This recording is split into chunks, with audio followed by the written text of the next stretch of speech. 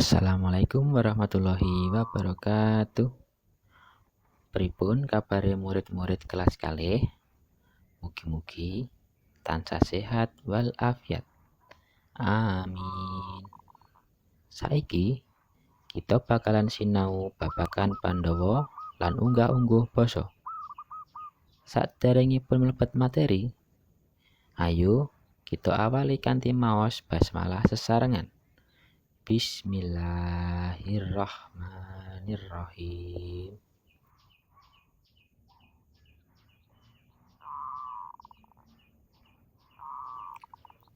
Ulangan telu, wayang Pandhawa. Pandhawa iku tegese putra Pandhu. Pandhu iku ratu ing Astina. Satriya Pandhawa cacahe ana 5 lanang kabeh.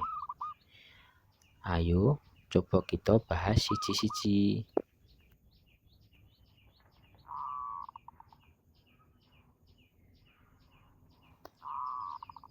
Puntadewa duweni ciri: 1. Sabar. 2. Ora tau nesu. 3. Ora seneng kerengan. 4. Jujur. 5. Lomo. 6. Pusakane jimat kalima sada.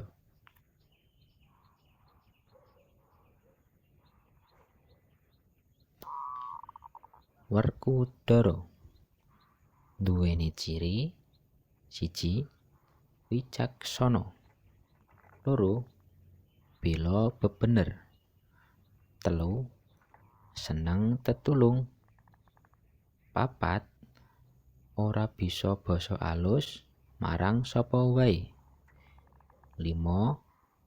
Pusakane kuku pancanaka lan gada rujak pala.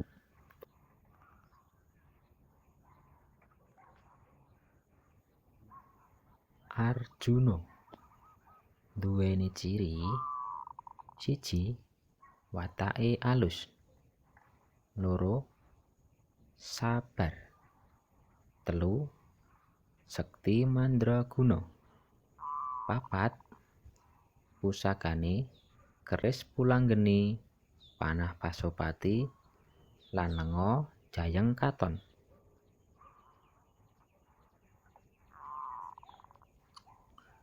Nakula lan Sadewa duweni ciri: 1. Setya tuhu. 2. Ngajeni kangmas-kangmase. 3. Pusakane Nakula aji pranata wajati lan cupu banyu panguripan. Sadewa bisa ngerti rahasia takdir.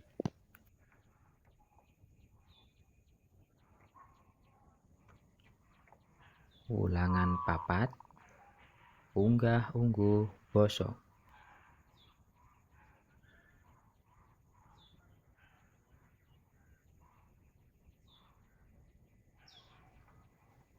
Unggah-ungguh basa cacahe ana 3. Nomor 1, basa ngoko. Basa ngoko yaiku basa sing digunakake bocah sing padha umure lan wong sing luwih tuwa marang sing luwih enom.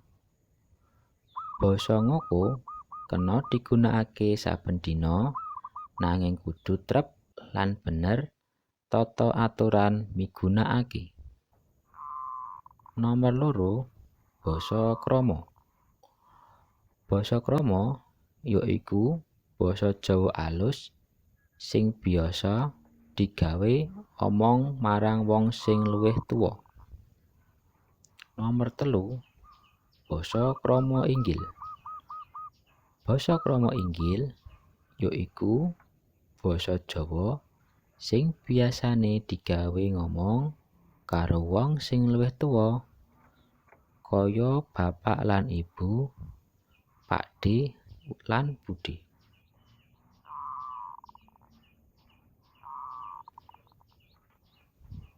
Conto unggah-ungguh basa. Basa ngoko tuku. Basa krama tumbas. Basa krama inggil tumbas.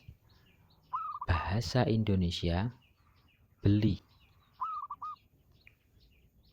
Basa ngoko adus. Basa krama siram. Basa krama inggil siram.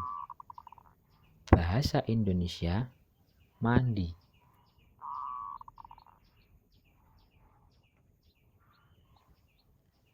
Gatekno tuladha ing ngisor iki.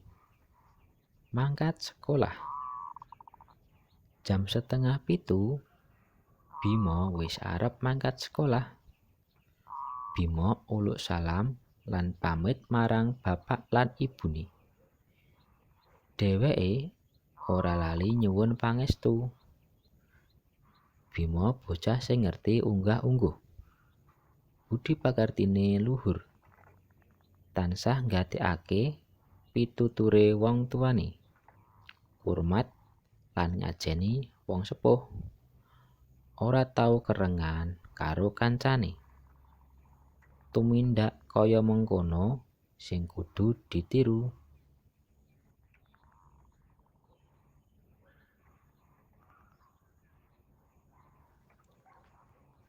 Wangsulana adhedhasar wacan ing dhuwur. Nomor 1. Jam pira Bima mangkat sekolah?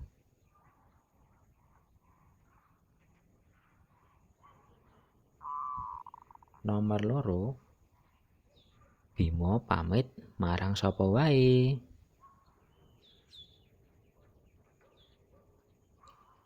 Nomor 3. Kepriye watake Bima?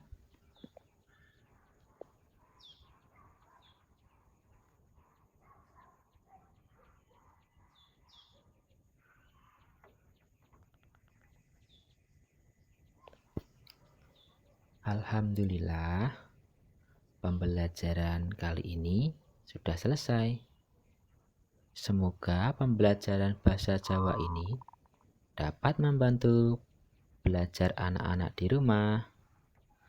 Terima kasih dan Mister akhiri. Wassalamualaikum warahmatullahi wabarakatuh.